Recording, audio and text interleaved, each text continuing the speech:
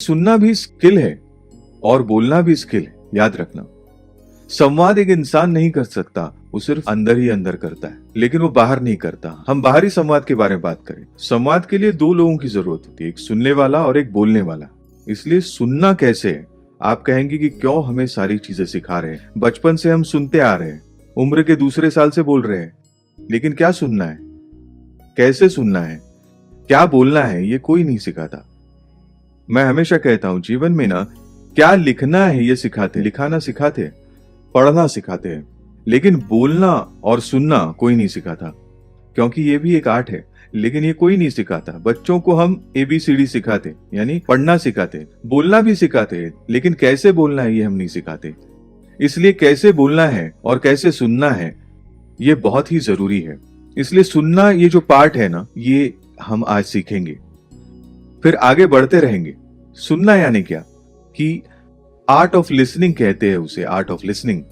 सुनना, ये लिसन शब्द में ना साइलेंट शब्द होते हैं, लिसन ना लिसन, उसमें जो अक्षर है LISTEN, ये थोड़े रीअरेंज किए तो साइलेंट ये शब्द बन जाता है। यानी क्या, लिसन करना यानी हमारा साइलेंट होना, ये बहुत जरूरी। यानी दूसरा बोल रहा है तब हमारा साइलेंट होना अंदर से और बाहर से दोनों जरूरी है। आप कहेंगे ये क्या बोल रहे हैं, बताता हूं। अंदर से साइलेंट होना बहुत जरूरी है, क्योंकि हम जब लोगों की बातें सुनते हैं, अब आप सभी मेरी बात सुन रहे हैं, इसमें अगर आपका ध्यान कहीं और चला गया, युवा है तो पत्नी की तरफ गया होगा, शादी नहीं हुई तो अपनी सहेली की तरफ गया होगा, कहीं भी अगर गया होगा तो आपका ध्यान यहां नहीं है। इसका मतलब अंदर से आप साइलेंट नहीं है, अंदर नॉइज है, noise. There is internal noise and external noise, याद रखना। ये इंटरनल नॉइज आपका शुरू है। इंटरनल नॉइज अगर चालू है तो बाहर का आपको सुनाई देगा नहीं। घर में आपको चिंता है बिजनेस की और पिताजी ने यहां भेजा आपको, बैठो, और मन में अगर दूसरे विचार शुरू है तो आप सुन नहीं सकते। इसलिए लिसन में साइलेंट शब्द साइलेंट है, याद रखना। साइलेंट कैसे, internal noise and external noise दोनों तरफ साइलेंट होना चाहिए। तो इंटरनल साइलेंट यानी क्या, कोई भी नहीं। सदगुरु जी हमेशा कहते कि कान में पूरी जान समाकर सुनना, यानी क्या, पूरी जान आपकी उस कान में हो, कहीं और नहीं जाना है। इसे कहते हैं साइलेंट इनसाइड। और एक्सटर्नल साइलेंस यानी क्या, बीच बीच में टोकना मत। अगर कोई बात कर रहा है उसे पूरी तरह बात करने देना चाहिए। यह आर्ट है, आसान नहीं है, मैं भी उसे डेवलप कर रहा हूं। हमें इतनी जल्दी होती है ना, कोई बात करता है तो उसे रिस्पॉन्ड करने की इतनी जल्दी होती है, जवाब देने की इतनी जल्दी होती है कि हम उसकी बात पूरी तरह सुनते ही नहीं। इसलिए पूरी तरह सुनना और फिर जवाब देना, यह एक बड़ी कला है। तो ये कला हम सभी को हासिल करनी चाहिए। जितनी अच्छी करेंगे उतना ही सक्सेस आपको मिलते जाएगा। इसलिए सबसे बड़ी चीज है कि इंटरप्ट मत कीजिए लोगों। लोग जब बात करते हैं ना, तब उन्हें पूरी तरह से बात करने दीजिए, पूरी तरह।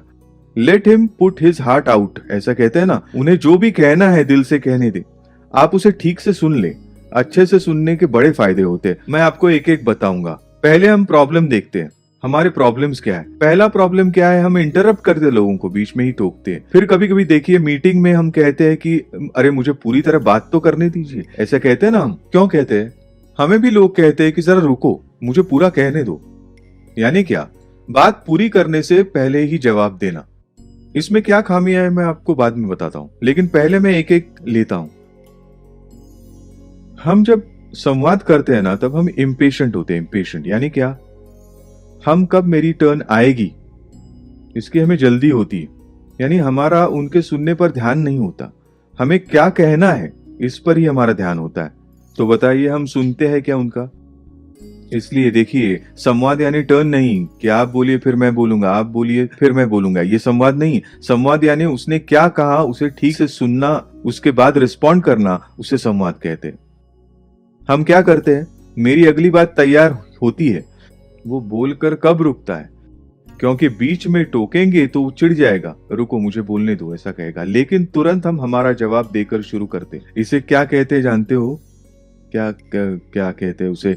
टर्न बाय टर्न संवाद करना कहते हैं। ऐसा नहीं होता है, टर्न बाय टर्न संवाद नहीं होता है। संवाद यानी पूरी बात सुनना, वो संवाद। तीसरी जरूरी बात यह है कि आर्ग्यूमेंट जब हम करते हैं, आर्ग्यूमेंट फाइट होती है ना, संवाद में क्या होता है, धीरे धीरे संवाद जो है झगड़े में रूपांतरित हो जाता है। तब क्या होता है, झगड़े में क्या होता है, आपने देखा है ना, सबसे आसान अगर देखना है कि झगड़े में क्या होता है, तो लोकसभा का वातावरण देखिए, अभी सुंदर है, ये आपको सीखने के लिए बहुत अच्छा है। हर चीज से हमें कुछ सीखना चाहिए ना, सही है ना। वो झगड़ते ही इसलिए कि आपको सिखा सके, क्या नहीं करना के ये सिखाने के लिए। झगड़े के समय देखिए, एक इंसान जो कह रहा है ना, उसका कहना दूसरा सुनता नहीं है, ये वो अलग जवाब देता है। यानी दोनों पार्टी एक दूसरे को सुनते नहीं है। यह आरोप लगाता है दूसरे पर, दूसरा आरोप लगाता है उस पर, दोनों एक दूसरे के आरोप नहीं सुनते और गड़बड़ी मची हुई है। इसलिए कोई भी झगड़ा आप देख लीजिए, लोकसभा का उदाहरण बड़ा है, बाहर का भी आप सिर्फ दूर से वॉच कीजिए, आपको समझ आएगा कि दोनों एक दूसरे की सुनते ही नहीं।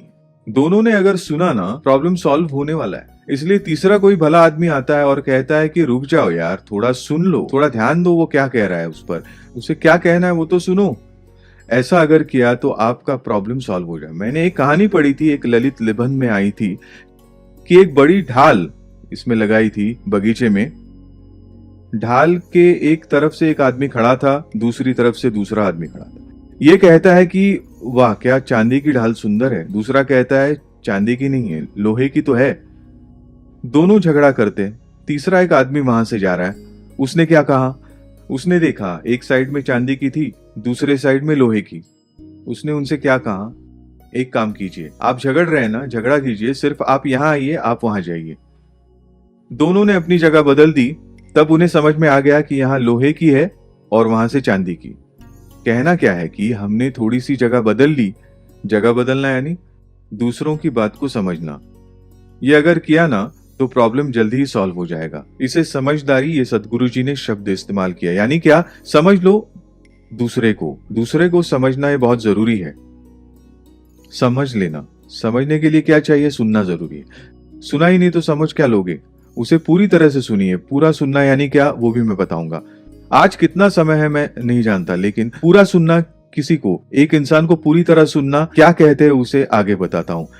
तो सबसे जरूरी मैंने क्या कहा, नो वन लिसन्स। फाइटिंग जब चलती है ना, नो वन लिसन्स। इसलिए हमारे कोऑपरेटिव सोसाइटी में वही होता है। कोऑपरेटिव सोसाइटी ऐसा नाम देते हैं कोऑपरेटिव, लेकिन वो कभी भी कोऑपरेटिव नहीं होते, वो सिर्फ फाइटिंग करते रहते। इसलिए एजीएम होती है ना, एजीएम जनरल बॉडी मीटिंग, उसमें आप यही देखेंगे, कुछ तो कहते रहते हैं, दूसरा भी जवाब देता है, एक दूसरे के सवाल का कोई जवाब नहीं देता और दोनों पैरेलल चलते रहते। पैरेलल जाकर कभी भी आप मिल नहीं सकते, याद रखना। दो लाइन अगर पैरेलल है तो वो कभी मिल नहीं सकती। इसलिए अंडरस्टैंड एंड देन टॉक। उसके बाद मिसकम्युनिकेशन, ये और भी जरूरी होता है। हम क्या बोल रहे हैं उसे समझा कि नहीं, ये हम जानते ही नहीं। हम कभी चेक नहीं करते उसे समझा कि नहीं, ये चेक करना बहुत जरूरी होता है। सदगुरु जी हमेशा प्रवचन में कहते थे, उन्होंने हमारे किसी मेरे ही भाई को कोई काम बताया था, बाद में सदगुरु जी को लगा कि इसने सुनाया कि नहीं ठीक से, फिर सदगुरु जी ने उसे दोबारा बुलाया, बस मैंने क्या कहा, तो उसने उल्टा ही बताया। सदगुरु जी ने कहा कि मैंने ऐसा नहीं कहा था, जो कुछ बताया था वो बताओ, यही कहा था। यानी क्या, कभी कभी मिसकम्युनिकेशन हो जाता है। क्यों होता है ये, क्योंकि सुनते नहीं है हम। सारे प्रॉब्लम न सुनने की वजह से होते। जब सदगुरु जी उसे बता रहे थे तब उसका ध्यान कहीं और था और कोई बीच वाला ही शब्द याद रख के उससे कुछ अलग ही मतलब निकाल के वो काम करने लगा। ये सब जगह हो सकता है, कार्य में भी हो सकता है। कार्य में गड़बड़ क्यों होती है, कम्युनिकेशन गैप। ये क्यों होती है, मिसकम्युनिकेशन की वजह से, उसी को कम्युनिकेशन गैप कहते हैं। इसलिए ये गैप हमें नहीं रखनी चाहिए। कम्युनिकेशन गैप की वजह से गलतफहमी निर्माण होती है, गड़बड़ हो जाती है और सब कुछ बर्बाद हो सकता है। इसलिए मिसकम्युनिकेशन कभी नहीं होने देना चाहिए। उसके लिए क्या करना चाहिए, अभी बताया, पूछना है क्या समझ गए आप, वो बताइए। उसे जब आप सुन लेते हैं तब वो समझ गया है कि आप जान जाते हैं। इसलिए मिसकम्युनिकेशन ये एक गड़बड़ी का और परेशानी का कारण है। तीसरी चीज, ओवर रिएक्ट करते हैं हम। और ये क्यों करते हैं, बायस। कोई आदमी हमें अच्छा नहीं लगता, उसका कुछ पुराना हिसाब दिमाग में होता है और उसने कुछ भी कहा, कुछ अच्छा भी कहा, फिर भी उसे न सुनकर हम ओवर रिएक्ट करते उस पर, और ये ओवर रिएक्ट होना तभी करे हैं, मैं भी उसमें हूँ, आप ही में शामिल, लेकिन मैं सुधार कर रहा हूँ, अपने आप में सुधार कर रहा हूँ। क्योंकि पहली बात हमेशा याद रखिए, awareness is the first thing. हमें समझना चाहिए कि हम कहाँ गलत जा रहे हैं। ये जिसे पता होता है वही सुधार सकता है, जिसे नहीं समझता वो कभी नहीं सुधर सकता। इसलिए मैं जो आपसे कह रहा हूँ, ये सभी आप परफेक्ट हो या मैं परफेक्ट हूँ इसके लिए नहीं, पहले अवेयरनेस स्टेप्स दे रहा हूँ आपको। अवेयरनेस यानी पहले समझ लो कि कहाँ क्या जरूरी है, कहाँ हमारी गलती हो रही है, उसके बाद एक्शन। यहां हमें सुधारने की जरूरत है। जब जिस आदमी को सुधरने की जरूरत महसूस होती है वही सुधर जाता, और जिसे लगता है कि मैं सिर्फ ज्ञानी हूँ, किसी ने कुछ बताने की जरूरत नहीं, बहुत से लोग होते हैं, मुझे मत सिखाओ, मुझे सिखाने की जरूरत नहीं, मैं ज्ञानी हूँ, इतने मौसम देखे, मौसम का क्या है, मौसम तो आते जाते रहते हैं, देखने में क्या है, उम्र के साथ मौसम आते जाते रहते, उसका कोई मतलब नहीं होता, इसलिए मौसम से कुछ नहीं होता। इसलिए एक याद रखना है कि ओवर रिएक्ट नहीं होना है, ओवर रिएक्ट नहीं होना है। ओवर रिएक्ट होने का कारण है बायस।